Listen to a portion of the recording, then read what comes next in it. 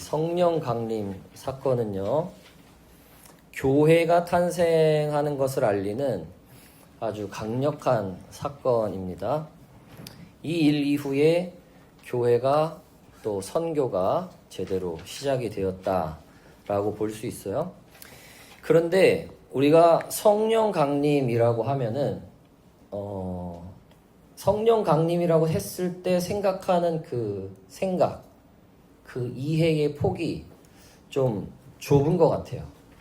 그게 무슨 말이냐면, 성령 강림 하면 성령님이 임하시면 이런 현상들이 있지 라고 하는 것에서만 머무를 때가 너무 많다는 거예요.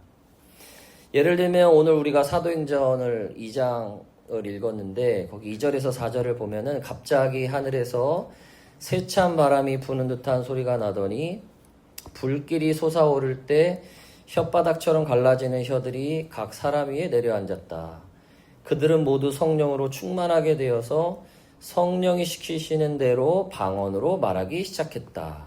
그러니까 세찬 바람, 불길, 또 방언, 이런 것으로만 성령 강림을 이해할 때가 너무 많다. 심지어 그것으로만 성령 강림을 생각하는 경우도 너무 많다는 거야. 이해는 됩니다. 왜냐면은 그런 현상을, 그런 일을 겪으면 워낙 강력하니까.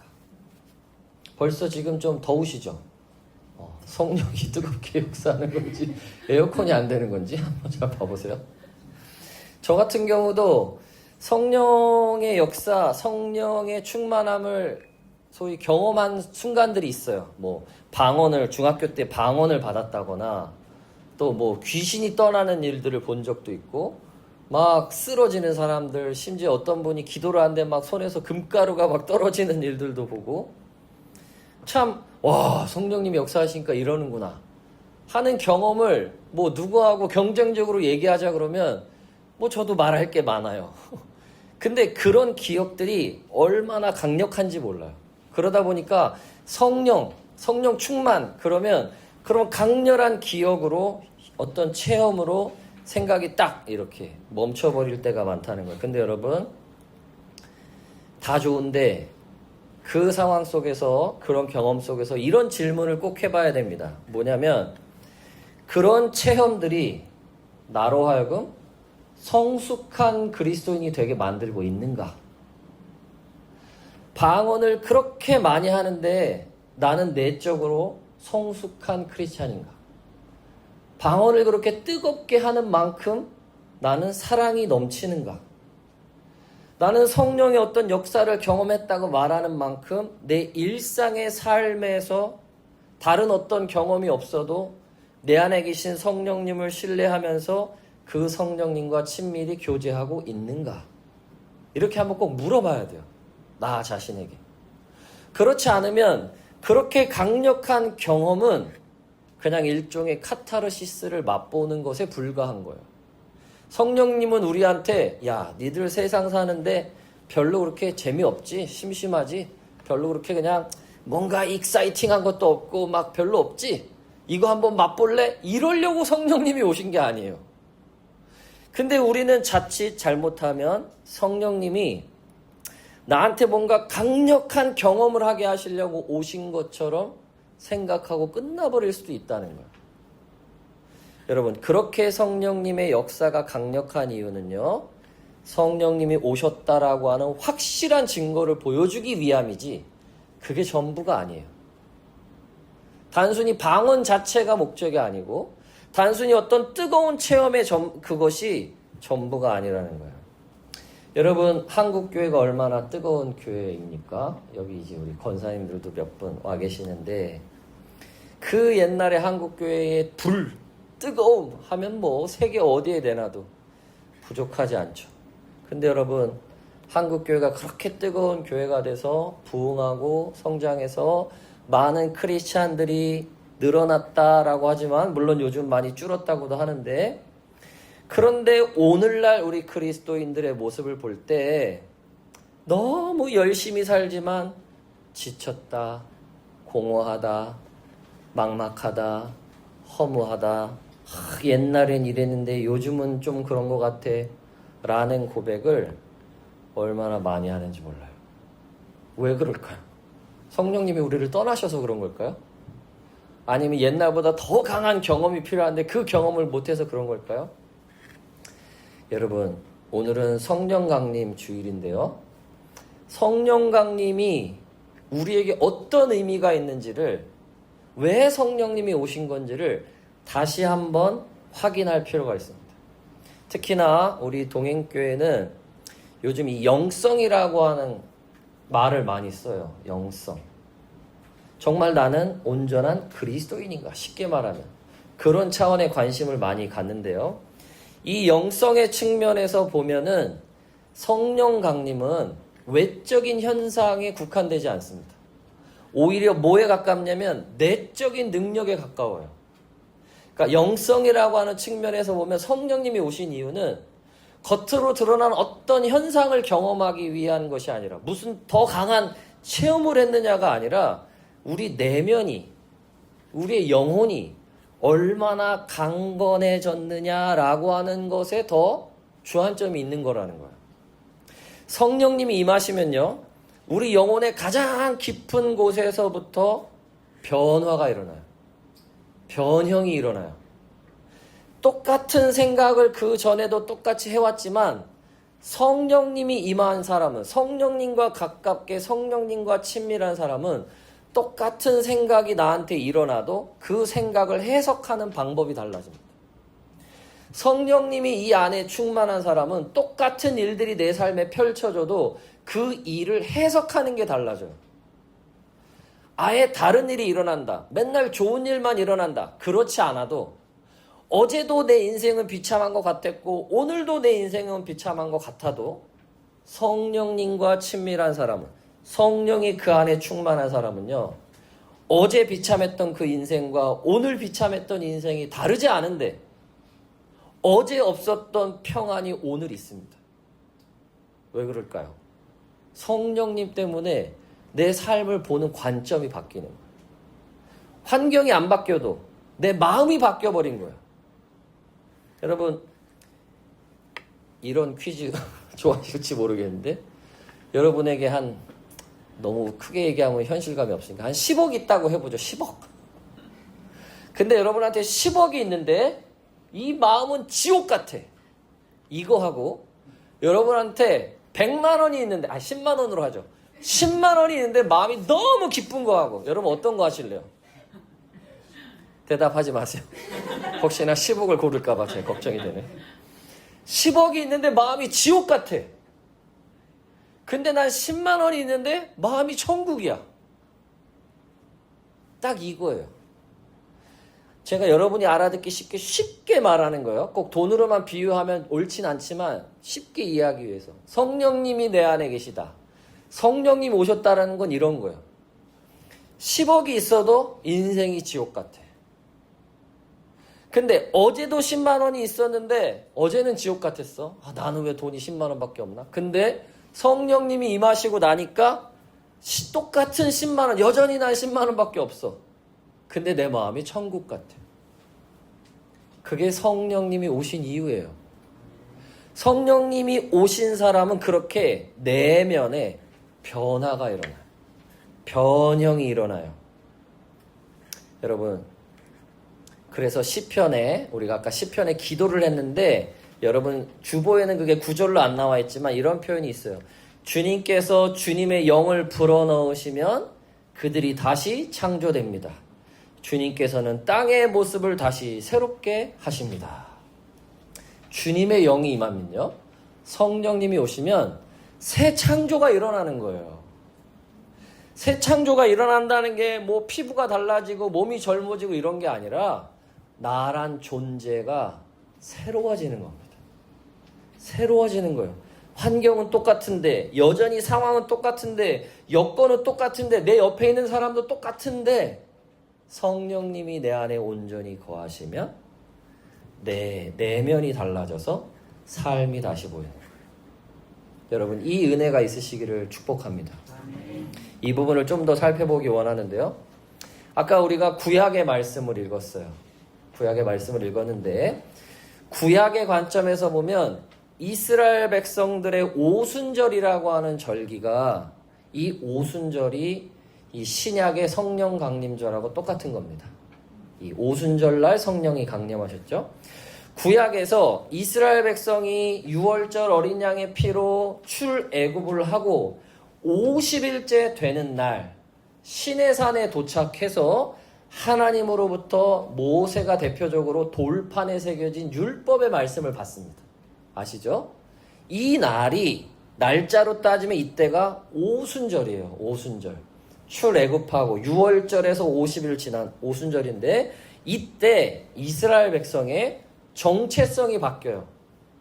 애굽의 노예였던 사람들이 이제 하나님의 말씀을 받은 하나님의 언약 공동체가 되는 거예요. 정체성이 바뀝니다. 그게 오순절날 일어난 거예요. 이해가 되시죠? 그런데 문제는 뭐냐면 시내산에서 그 말씀을 받고 돌판의 말씀을 받았지만 이스라엘 백성들의 이 내면에는 여전히 노예 근성이 있는 거예요. 돌판의 말씀을 받아서 너희들이 이제 나의 언약의 백성이다 라고 정체성이 바뀌었다고, 신분이 바뀌었다고 하나님 말씀해 주셨지만 겉으로는 그런데 이 내면은 아직도 애굽의 노예 같은 거예요. 그게 어디서 나타나냐면 시내산에서 말씀을 받았어요. 그리고 이제 약속의 땅을 가기 위해서 광야를 걸어갑니다.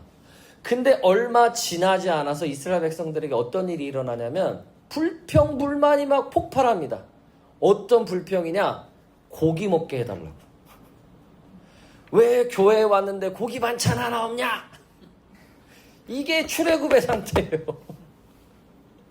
여러분, 우리 동행교회는 밥이 없어요. 불만하시면 안 됩니다. 이게 이스라엘 백성들의 상태인 거예요. 하나님의 언약 백성이 돼서 그 놀라운 은혜를 경험하고 약속의 땅으로 가고 있는데 고기 반찬 없다고 난리가 나서 막 불평불만을 얼마나 세게 했는지 모세가 무슨 표현까지 하냐면 하나님께 모세가 이런 말을 해요. 하나님, 제가 차라리 죽는 게 낫겠어요. 저들의 저 불평과 원망이 너무 힘듭니다. 하나님, 제가 죽는 게 은혜로울 것 같아요. 이렇게까지 말해요. 여러분 나중에 민수기 찾아보시면 돼요. 그랬더니 하나님이 모세에게 뭐라고 하시냐면, 야, 너 혼자 그거 다 하는 거 힘들어. 내가 너에게 장로들을 세워줄게. 장로들하고 함께 해. 그리고는 70인의 장로를 세워주세요. 모세가 혼자 감당하기 너무 어려우니까. 그리고 나서 아까 읽은 그 구약 말씀 민수기 11장에 가면 모세가 그 70인의 장로들을 자기 회막 근처로 딱 불러 모아요. 그래서 70인의 장로들이 모였습니다. 그때 어떤 일이 일어나느냐? 하나님의 영이 구름 가운데 내려서 이 장로들에게 내려서 장로들이 하나님의 영을 받고 예언을 막 하는 거예요.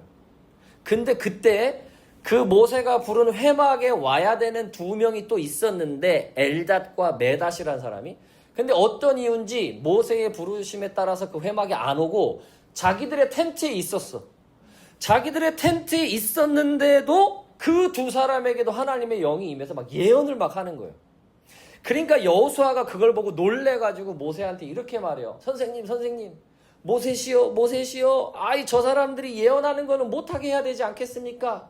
하고 말을 했더니 모세가 뭐라 그러냐면 민수기 11장 29절인데 나는 오히려 주님께서 주님의 백성 모두에게 그의 영을 주셔서 그들 모두가 예언자가 됐으면 좋겠다. 이게 무슨 말이냐면 몇 명 장로만이 아니라 나만이 아니라 모두가 다 하나님의 영을 받고 다 하나님의 영에 사로잡혔으면 좋겠다. 이 말을 하는 거예요, 모세가. 여러분 여기서 우리가 기억해야 될 게 있어요. 말씀을 받아요. 그래서 난 이제 하나님의 백성이 됐다. 난 이제 하나님의 사람이다. 말하는 것까지 좋아요. 그런데 그 내면에 돌판의 말씀은 받았지만 쉽게 말하면 내가 성경책은 들고 다니지만 이 성경이 하나님의 말씀이 내 마음에 새겨지지 않으면 그러면 진정한 하나님의 백성이라고 할 수가 없어요. 겉으로는 막 예언을 하는 것 같지만 한 번 예언하고 한 번 어떤 놀라운 체험을 하지만 그것으로 끝나고 그 마음에 하나님의 말씀을 받지 않은 사람은 그러면 그것만 가지고는 안 된다는 거예요. 그래서 모세가 모두가 다 예언자가 됐으면 좋겠다라는 일종의 소원을 표현하는 거예요. 근데 이 모세의 소원이 언제 이루어지느냐? 우리가 아까 읽은 사도행전 2장에 와서 딱 이 소원이 이루어지는 거예요. 사도행전 2장에 와서 예수님 십자가에 달려 죽으시고 부활하신 다음에 40일 동안 제자들과 있었다가 저희 동행교회 지난주에 이제 이 예수님이 승천하시고 오순절 요 사이의 시간을 지난주에 말씀을 한번 나눴었는데 열흘 동안 이 제자들이 이제 예수님도 안 계시고 자기들만 남은 상황이 된 거예요. 그리고 열흘이 지나서 50일째 되는 이날 이스라엘 절기로 따지면 오순절날 성령님이 임하십니다. 이 수천 년 전에 이스라엘 백성들에게는 몇 명에게만 성령님이 임하셨고 백성 전체에게는 돌판에 말씀 받은 게 다예요. 그런데 수천 년이 지나 이 제자들에게 임하신 이 오순절의 성령 강림은 말씀이신 예수님이 승천해서 떠나셨지만 성령님이 그들 모두에게 임하심으로 이제 예수님이 이 마음 안에 거하시는 상태가 된 거예요. 말씀이신 예수님이 내 마음에 새겨지는 상태가 된 거예요.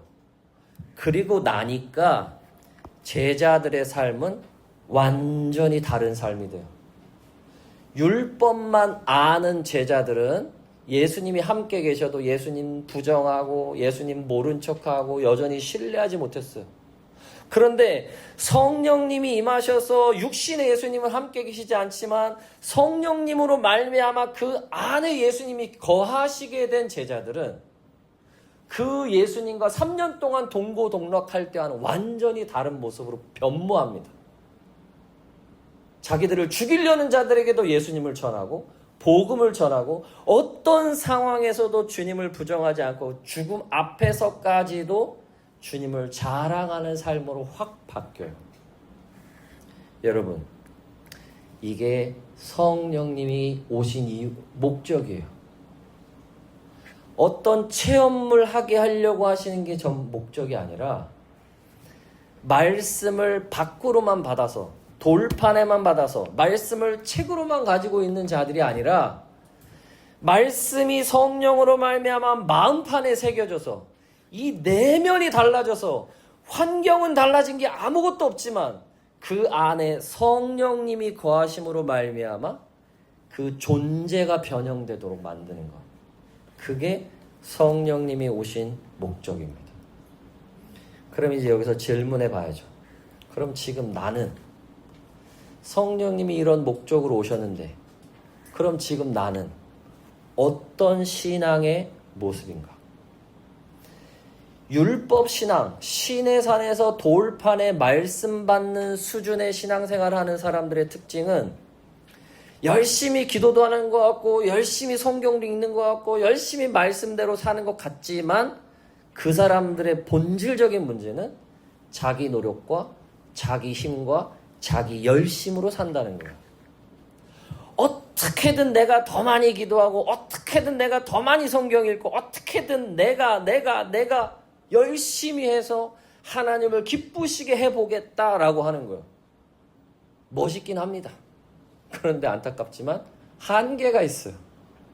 이런 사람들은요, 자기 기분에 좌우돼요. 누가 나를 막 우쭈쭈 해주면 막 신나서 할 수 있어요.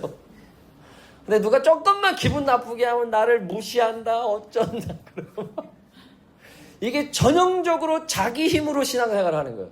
돌판을 밖에다가 받아놓고 내 마음엔 말씀이 없어. 말씀이 내 마음에 새겨지지 않았어. 성령의 충만함으로 사는 게 아니라 이 새겨져 있는 거 누구보다 더 열심히 함으로써 자기를 드러내는 거예요. 그러니까 좋았다 나빴다 이 낙폭이 이렇게 표현해도 되나? 주식 차트 같은 거. 올라갔다 내려갔다. 요즘 주식 좋아하는 사람들 많다니까. 올라갔다 내려갔다 맨날 해 그냥. 차라리 올라갔다 내려갔다가 자주라도 있으면 좋죠. 올라가기라도 하니까. 근데 계속 내려와 있어. 이게 신의 산에서 율법 받은 사람들의 상태야. 근데 성령님이 임하시면요, 신비의 삶을 삽니다. 그게 뭐냐? 뭔가 내 노력과 내 의지로 내 힘으로 막 하지 않았는데 오히려 철저하게 주님만 바라보고 주님만 의지하고 주님만 지향하고 주님이 하신다라고 하는 사실을 믿고 그냥 주님을 바라보는데 말할 수 없는, 설명할 수 없는 신비가 있는 거예요. 왜 그런지 모르겠는데 마음이 너무 평안해. 우리 진가교회에서 우리 권사님들이 몇 분이 아휴 김희원 목사 이제 개척했는데 어떻게 하고 있나 성도도 몇 명 없다는데 어떤가 하고 격려차 와주셨어요. 성령 강림날 우리 권사님들이 오셨다는 거 아주 상징적이죠. 근데 제 겉으로는 어떨지 모르겠어요. 제가 가뜩이나 어딘가 갑자기 눈 다래끼가 나가지고 얼굴을 봐서는 상태가 좀 아닌 것 같기도 하고 이렇지만 여러분 제 마음을 다 보여드릴 수 없지만 요즘 저는 너무 평안합니다. 옆에서 누가 뭐라고 하든 이번 주에도 특히나 또 어떤 분이 연락해가지고 뭐라고 얘기를 하는데 관심이 없어요. 저는 그냥 주님만 보고 있어요. 그냥 주님만 지향합니다. 그랬더니 겉으로 봤을 때는 뭐 예배당도 뭐 성도도 몇 명 뭐 근데 함께 신앙생활하고 있는 우리 동행교회 길벗들과 함께 얼마나 마음에 행복한지 몰라요. 뭐가 있어서가 아니라 그냥 내 안에 계신 주님을 바라보고 그분만 의지하고 그분만 지향한다고 우리는 표현하는데 그분을 향해서 이 시선을 계속 고정하고 있는데 그것만으로 왜 그런지 모르겠는데 설명이 안 되는데 너무 행복해. 그런 상태입니다. 근데 봤더니 이게 성령님이 하시는 일인 거예요. 성령님이 오셔서 네 노력으로 하는 게 아니라 여러분 잘 아시죠? 성령님은 다이너마이트 같은 분이잖아요. 성령님께는 어마어마한 폭발력이 있어요. 나로서는 내가 아무리 의지적으로 노력해서 내 마음이 기뻐 보려고 평안해 보려고 행복해 보려고 아무리 별짓을 다 해도 그게 잘 안 돼. 잠깐 좋았다가 그냥 막 자극적인 거 뭐 하나 해야 조금 막 신나는 것 같아. 근데 성령님은요 뭔가를 하시는 것 같지 않은데 나로서는 만들어내지 못한 평안과 기쁨과 행복이 왠지 모르게 여기서 막 자꾸 솟아나는 거예요. 이게 성령님의 폭발력이에요. 여러분 저 건너편에 현대백화점 있거든요. 지하 1층에 가면 10,000원만 내면 평안을 팝니다. 이러면 다 가서 사면 되지.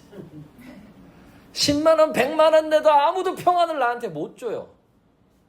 뭐 집을 팔아서 갖다 줘보세요. 현대백화점에서 기쁨을 살 수 있나?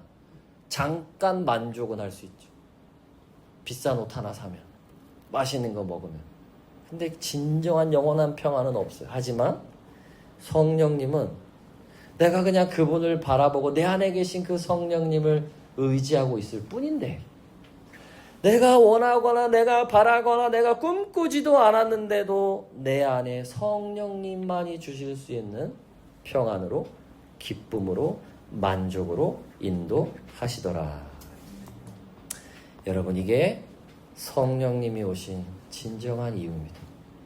성령님이 우리에게 찾아오신 진정한 의미예요. 이 성령님이 오신 이 진정한 의미를 잊어버리지 않으려고 내 안에 계신 성령님과 언제나 함께하고 그분과 동행하려고 우리 동행교회에서 하는 게 있어요. 뭐냐면 기도를 합니다. 저희는 그냥 기도라고 표현 안 하고 기도 수련이라고 표현해요. 왜냐하면 수련하듯이 이 기도를 계속하는 게 필요하다. 그냥 기도 시간만 와가지고 기도하고 그냥 1-2시간 길게 기도하고 이게 아니라 이 기도 자체가 삶이 되고 삶이 기도가 되도록 그런 기도 수련을 하는데 어떤 기도냐면요. 내 안에 계신 주님을 계속 지향하는 내 안에 활동하고 계시는 그 주님을 계속 바라보는 그 기도를 해요. 특히 침묵 속에서. 근데 그렇게 침묵을 하고 내 말을 멈추고 내 생각을 멈추고 내 안에 계신 주님만 바라보는데 아까도 말씀드렸지만 내 안에 계신 그 성령님이 내가 구하지 않아도 내가 뭔가를 계획적으로 말하지 않아도 나를 가장 잘 아시고 내 상태를 가장 잘 아시는 성령님이 주님을 바라보는 것만으로도 내 안에 평안과 기쁨과 감사로 넘쳐나게 하시더라. 그래서 오늘 말씀에 보니까 이 말씀을 마지막으로 읽고 싶은데요. 아까 읽었던 요한복음 7장 37절 38절에 보니까 제가 읽어볼게요. 목마른 사람은 다 나에게로 와서 마셔라. 나를 믿는 사람은 그의 배에서 생수가 강물처럼 흘러나올 것이다. 성령님을 두고 한 예수님의 말씀입니다. 성령님을 지향하고 바라보고 바라봤더니 이 속에서부터 생수가 이렇게 솟아나와요. 솔직히 말하면 아직 강물처럼 흐르는 건 조금 안 되는 것 같아요. 하지만 이 속에서 계속 샘물이 나와서 이제 흘러가는 방향으로 가고 있는 것 같아요. 바라기는 오늘 함께 예배드리고 있는 여러분 모두에게 이 성령의 충만함이 흘러 넘침으로 드러나시기를 주님의 이름으로 축복합니다. 성령님이 여러분을 찾아오셨어요. 그리고 여러분 안에 성령님이 충만하게 거하실 뿐 아니라 내 안에 계신 성령님을 바라보면 다른 것 하지 않아도 내 안에 계신 성령님이 우리의 존재를, 우리의 의식을 변형시키셔서 내 환경과 상관없이, 내 여건과 상관없이, 내가 뭘 가졌냐 안 가졌냐와 상관없이 성령님으로 말미암아 참된 평안과 만족을, 행복을 누리게 하실 줄 믿습니다. 그 성령님을 날마다 바라보시는 저 여러분 되시기를 주님의 이름으로 축복합니다. 함께 기도했으면 좋겠습니다.